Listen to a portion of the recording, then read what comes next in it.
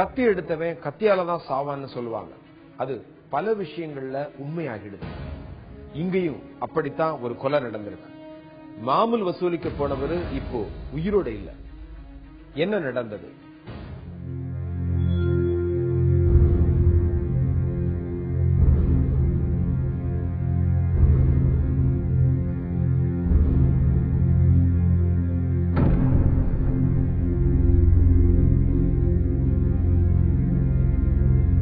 காலை 11 மணி.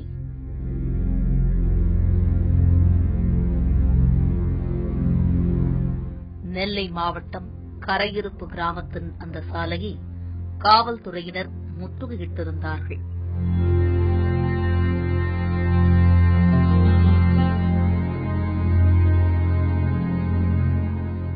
அமைதியாக கிடந்த அந்த சாலையில் ஏதோ அசம்பாவிதம் நடந்திருப்பதை உணர முடிந்தது. நாம் நினைத்திருந்தது போலவே அங்கு ஒரு பெரும் கலவரமே நடந்து முடிந்திருந்தது. இரண்டு பிரிவினரிடையே ஏற்பட்ட மோதலால் மனித உயிர் காவு வாங்கப்பட்டிருக்க காவல்துறையினர் அங்கு குவிக்கப்பட்டிருந்தார்கள். பதற்றத்திற்கு மேல் பதற்றம். கொலை நடந்த இடத்தில் காவல்துறையை தவிர பொதுமக்களுக்கு அனுமதி மறுக்கப்பட்டிருக்க தீவிர வியூகம் வகுத்தது போலீஸ். எப்படியும் கொலையாளிகளை பிடித்துவிட நினைத்த காவல்துறை அங்கு மீண்டும் பிரச்சனைகள் ஏற்படாமலும் பார்த்துக் கொண்டது. அதற்குள் அந்த சம்பவத்தில் வெட்டுண்ட ஒருவரை மருத்துவமனையில் சேர்த்திருந்தார்கள். எந்நேரமும் பிரச்சனைகள் வரலாம் என்ற நிலை. கொலை செய்யப்பட்டது யார், கொலையாளிகள் யார் என்பதே எல்லோரது கேள்வியாக இருக்க அந்த இடம் காவல்துறையினரின் விசாரணை வளையத்திற்குள் கட்டப்பட்டிருந்தது.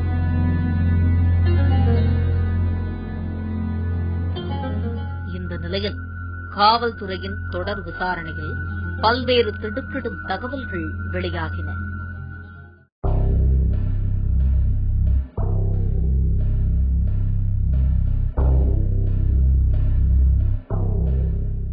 கொலை செய்யப்பட்டவர் சித்திரை குமார். நெல்லை அருகே கரையிருப்பு பகுதி வடக்கு தெருவில் வசித்து வந்த அவர் கொலை செய்யப்பட்டதற்கு முன் விரோதமே காரணம் என்கிறார்கள்.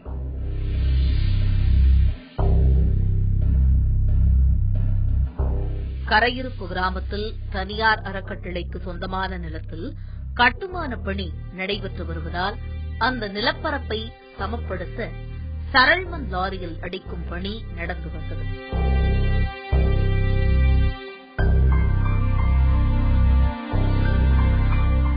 நடுவக்குறிச்சி கிராமத்தைச் சேர்ந்த சீனிவாசன் என்பவர் மண்ணடிக்கும் வேலையை செய்து வந்திருக்கிறார்.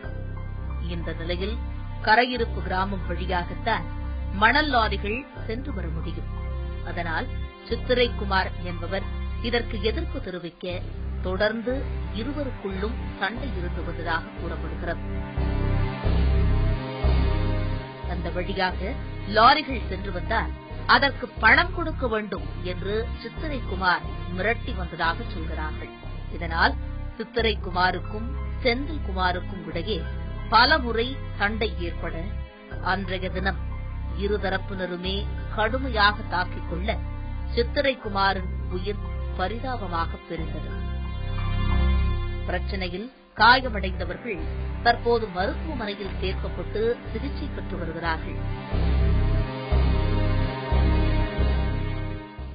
இனிஷியல் இன்ஃபர்மேஷன் அமிர்தானந்தமய ட்ரஸ்ட் சம்பந்தமா ஒரு பில்டிங் கட்டுறாங்க.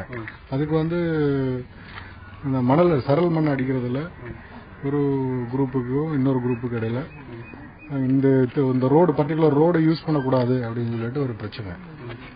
இறந்தவர் ஆல்ரெடி தச்சநல்லூர் போலீஸ் ஸ்டேஷன்ல அவங்க சரித்திர பதிவேடு போக்குரின்னு சொல்லுவாங்கல்ல, ஹிஸ்டரி ஷீட் மெயின்டைன் பண்றாங்க, ரவுடி ஷீட். இவங்களுக்கு இடையில ஆல்ரெடி ஒரு ப்ராப்ளம் நடந்திருக்கு. இன்னைக்கு மத்தியானம் அவங்களுக்கு இடையில சமூகமா ஊர்ல வச்சு நட்டப்பையில வச்சு பேசியிருக்காங்க. பட் அதுக்கு மேல இப்போ நடந்திருக்கு, திடீர்னு நடந்த ஒரு இன்சிடென்ட். சித்திரைக்குமாரை இழந்து அவரது குடும்பம் நீங்காத சோகத்தில் ஆழ்ந்திருக்கிறது. தனது மகனை நல்லவன் என்றே வாதிடுகிறார்கள் சித்திரைக்குமாரின் பெற்றோர். நாங்க என் பையன் வந்து எந்த பிரச்சனைக்கும் போனதும் கிடையாது. இந்த சம்பந்தத்துக்கும் எங்க பையனுக்கும் எந்த சம்பந்தமும் கிடையாது. இதை வந்து போலீஸும் பேப்பரும் மாற்றி போட்டிருக்காங்க. இந்த சம்பந்தத்துக்கு அவன் போனதே கிடையாது. இது வேணும்னு இது உண்மையில எங்களுக்கு அவங்களுக்கு எந்த பகையும் இல்லை. வேணும்னு எடுத்த தகவலை வச்சுதான் என் பிள்ளை அநியாயமா கேஸ் போட்டிருக்காங்க. ரவுடியும் கிடையாது, அவன் பகையும் கிடையாது. எங்களுக்கு இந்த பகையும் இல்லை. அவங்களுக்கு எங்களுக்கு நாங்க நேற்று மாதிரி டாப்ல மாதிரி தான் பழகிருந்தோம். வேணும்னு அநியாயமா திட்டம் போட்ட கொலையை செஞ்சிருக்காங்க. இது எங்களுக்கு தெரியாது. அதே மாதிரி இப்ப திட்டம் போட்டு செஞ்சுட்டு இந்த மாதிரி என் பையனையும் வெட்டி போட்டுட்டு அவங்க எந்த தப்பு செஞ்சாலும் எங்கிட்ட வந்து தாக்கல் சொல்லியிருக்காங்களா, நாங்க மன்னிப்பு கேட்க வச்சிருப்போங்க. இப்படி அநியாயமா உள்ளூர்ல இருந்து ஒரு வீட்டு வாசல் இருந்து தவறு செய்யலாமா? சித்திரை குமாரை அநியாயமாக கொன்றுவிட்டதாக புலம்பினார் அவரது மனைவி. என் புருஷன் கல்யாணத்துக்கு தான் போறேன்ட்டு போனாங்க. கல்யாணம் போயிட்டு திரும்பி கூட வீட்டுக்கு வரல. அநியாயமா பழிய போட்டு கொலை பண்ணி போட்டாங்க. ஆண் குழந்தை எனக்கு 2 பிள்ளை இருக்கு. திரும்பி வரதில்ல வீட்டுக்கு. இது அநியாயமா அவன் புள்ள பண்ண காரணத்துக்காண்டி அநியாயமா பழிய போட்டு இதான் ஜமீம்னு தாக்கிட்டாங்க வரையில. அது என்னன்னு எனக்கு தெரியும். மாமூலும் இது வரைக்கும் அவங்க லஞ்சம் எங்கேயுமே வாங்கினதே கிடையாது. ஆமா, சும்மா நாட்டுக்கு மணல் பிரச்சனைன்னு சொல்லி யாருக்குமே இறக்கப்பட்டு தான் யாருக்குனாலும் முன்ன போய் இருப்பாவில் வந்து லஞ்சம் வாங்கினதே கிடையாது. இது வந்து அநியாயமா திட்டம் போட்டு செய்யணும்னு என் புருஷனை கறிக்கட்டு இருந்து பழி வாங்கியிருக்காங்க. கொலைக்கான காரணத்தை சித்திரைக்குமாரின் பெற்றோர் இப்படி கூற, எதிர்தரப்பு வீட்டில் உள்ள பெண் காதல் திருமணம் செய்து கொள்வதற்கு சித்திரைக்குமார் உதவி செய்ததால்தான் சண்டைகள் வந்து கொலை செய்யும் அளவிற்கு சென்றது என்கிறார்கள் ஒரு தரப்பினர். என் பையன் ஜாவுக்கு இந்த பேப்பர்ல போட்டிருக்கதோ போலீஸ் கொடுத்திருக்கதோ எந்த உண்மையான சம்பவமும் கிடையாது. ஏற்கனவே முருகூட்டிங்கிற மவளை பக்கத்து தெருவில் உள்ள அவங்க சொந்தக்காரங்களே ஒரு கூட்டு ஓட்டாங்க. அந்த சம்பவத்தை வந்து சந்தேகத்தின் பேர்ல வந்து என் பையனை கொலை பண்ணிருக்காங்க. அதோட போல காலையில என் தம்பி மகனை அடிச்சு இது பண்ணிருக்காங்க. அந்த வண்டியும் தூக்கி கொண்டு போலீஸ்ல போட்டிருக்காங்க. இப்போ இது போவா என் பையனும் ஒருத்தன் வெட்டுப்பட்டு ஆஸ்பத்திரியில இருக்கான். இதுதான் மோட்டிவ் ஒழிய எந்த இதுவும் கிடையாது. எங்களுக்கு அவங்களுக்கு பகையும் கிடையாது, ஒண்ணும் கிடையாது. இந்த கொலை தொடர்பாக தாழையூத்து போலீசார் வழக்கு பதிவு செய்து விசாரித்து வருகிறார்கள். இந்த வழக்கில் சந்தேகிக்கப்படும் நபர்களாக 8 பேரை பிடித்து விசாரணை நடந்து வருகிறது. அவர்களிடம் நடத்தப்படும் விசாரணையிலேயே கொலை எதற்காக நடந்தது என்ற காரணம் தெரியவரும். சித்திரைக்குமார் கொல்லப்பட்டது தொடர்பா 16 பேர் மீது வழக்கு பதியப்பட்டிருக்கு. 2 கும்பலுக்கு ஏற்பட்ட மோதல் தான் கொலை செய்யறதுக்கான காரணம்னு சொல்றாங்க. தவறான விஷயங்கள் எவ்வளவு பெரிய விளைவுகளை உண்டு பண்ணிடுதுன்னு பாத்தீங்களா? தஞ்சை மாவட்டம் வெட்டிக்காட்டை அடுத்துள்ள கிருஷ்ணாபுரம் இது. ஊர் மக்கள் எல்லோரும் ஒருவரது வீட்டை முற்றுகையிட்டிருந்தார்கள். பெரும் சோகம் ஆக்கிரமித்து கிடந்தது அங்கு. ஊரே சோகத்துக்கு ஆட்பட்டு கிடக்க ஒப்பாரி சப்தமும் ஓயவில்லை.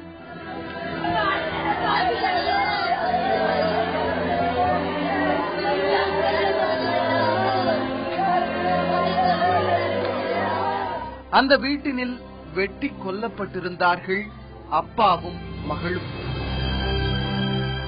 மிக கொடூரமான கொலை அது. வன்மத்துடன் குத்திக் கொல்லப்பட்டிருந்தார்கள்.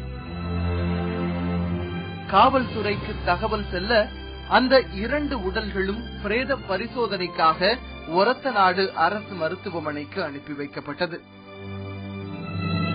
இந்த கொடூர கொலைக்கு யார் காரணம்? இதோ கோரமாய் சிதைந்து கிடக்கும் ராதா என்பவரது கணவரே. ஆம், அவர்தான் வீடு புகுந்து வெட்டி சாய்த்து விட்டு ஓடியிருக்கிறார். தஞ்சை மாவட்டத்தை சேர்ந்தவர் சுப்பிரமணி, ராதாவின் கணவர்.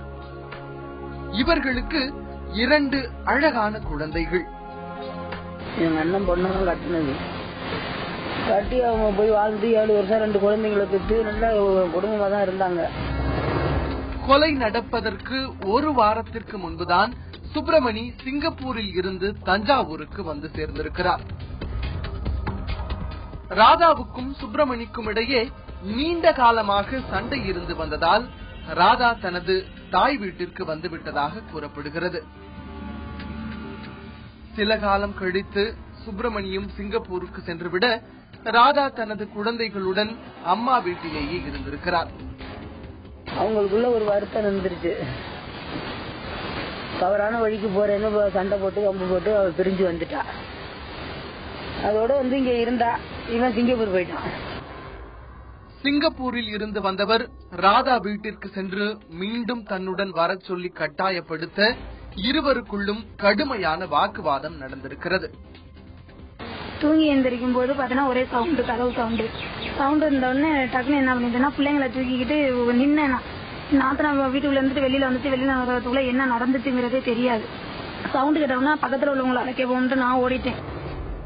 பின்னர் இது அடிதடி வரை செல்ல இதை தடுக்க வந்த ராதாவின் தந்தை முத்துச்சாமியும் அந்த சண்டையில் சிக்கிக் கொள்கிறார். சண்டை முற்றுகிறது. மனைவி ராதாவையும் மாமனாரான முத்துச்சாமியையும் வெட்டி சாய்த்துவிட்டு வீட்டின் பின் கதவை உடைத்தெறிந்து தப்பித்து ஓடுகிறார் சுப்பிரமணி. தனது அப்பாவுக்கும் அம்மாவுக்கும் எப்படி சண்டை நடந்தது என்று அந்த பிஞ்சு குழந்தைகளே சொல்லும் போது மனம் வலிக்காமல் இல்லை. நைட் வீட்டுக்கு வந்தாங்க லட்டியோட நாங்க கையில. அப்ப அம்மா கரண்ட் போயிடுச்சு. அப்ப அம்மாவை வயிற்றுல குத்திட்டாங்க. குத்தினதுக்கு அப்புறம் அம்மாவை அடிச்சு போட்டு தாத்தா கத்தியால அடிச்சாங்க அப்பாவை. அப்ப தாத்தா கத்தியால குத்துனாங்க. அப்ப தாத்தா ஏடிஎம் வச்சு கட்டிச்சு விழுந்துட்டாங்க. அப்பதான் அம்மா என்னமோ எடுக்க போனுச்சு. அப்ப அங்க விழுந்துருச்சு. அப்புறம் நானும் என் தம்பியும் வெளில வந்துட்டோம். சுப்பிரமணியின் இந்த செயல் அந்த ஊர் மக்களை கோபத்தில் ஆழ்த்தி இருக்கிறது. வெட்டிக்காடு கிருஷ்ணாபுரத்துல 2 கொலை நடந்திருக்கு அப்படின்னு சொல்லி தகவல் சொன்னாங்க பொதுமக்கள். நானும் அங்க பார்த்தேன். அப்ப ராதான்றவங்களும் முத்துசாமின்றவங்களும் கொலை செய்யப்பட்டிருந்தாங்க. அப்புறம் போலீஸ்க்கு எங்க தகவல் கொடுத்தோம். தாயும் இல்லை, தந்தையும் காவல்துறை வசம். இந்த கொலை சம்பவத்திற்கு ராதாவின் மீது சுப்பிரமணி சந்தேகம் கொண்டதுதான் முக்கிய காரணமாக கூறப்படுகிறது. ராதாவும் அவரது தந்தை முத்துச்சாமியும் கொல்லப்பட்டது தொடர்பாக காவல்துறை வழக்கு பதிவு செய்து விசாரணை நடத்தி வருகிறது.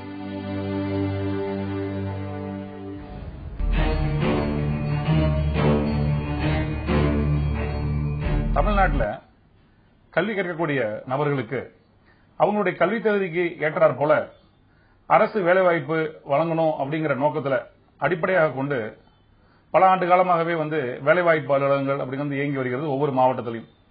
அந்த ஒவ்வொரு மாவட்டத்திலும் இயங்கி வரும் வேலைவாய்ப்பு அலுவலகத்தில் அந்த ஒரு நபர் தான் என்ன படிச்சிருக்காரோ, அவர் தேர்ச்சி பெற்றது, தேர்ச்சி பெறாதது, அது என்ன கல்வி தகுதியாக இருந்தாலும் சரி, 10ஆம் வகுப்பு 12ஆம் வகுப்பு, அது குறைவான கல்வியாக இருந்தாலும் சரி, பட்டப்படிப்பு, பட்டய படிப்பு, முதுநிலை பட்டப்படிப்பு, அது சம்பந்தமான அவருடைய கல்வி தகுதியை அடிப்படையாக கொண்டு அவங்க மாவட்ட வேலைவாய்ப்பு அலுவலகத்தில் பதிவு பண்ணி வைப்பாங்க.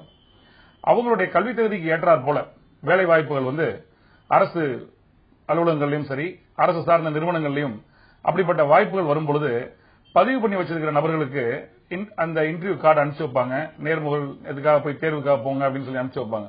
அந்த மாதிரியான விஷயங்கள்ல அதை பெற்று அவங்க போய் அந்த இன்டர்வியூ அட்டன் பண்ணுவாங்க. அந்த தகுதி இருந்தால் அவர் தேர்ச்சி பெறுவதும், இல்லை என்றால் மீண்டும் அடுத்த கட்ட பணிகளுக்கு அவங்களுக்கு வேலை வாய்ப்புகளுக்கு அதுக்கான முன்னுரிமை வழங்கப்பட்டு வருகிறது. இந்த சூழல்ல பல ஆண்டு காலமாகவே ஒருத்தர் பதிவு பண்ணி அவருக்கு அந்த இன்டர்வியூ கிடைக்கிறது இல்ல, இன்டர்வியூ கார்டு கிடைக்கிறது இல்லைங்கிற குற்றச்சாட்டு இருந்து வந்த சூழல்ல ஒரு வழக்கு சென்னை உயர்நீதிமன்றத்தில் தாக்கல் செய்யப்பட்டது. ராஜேந்திரன் ஒரு நபர் வழக்கு தாக்கல் செய்யறாரு.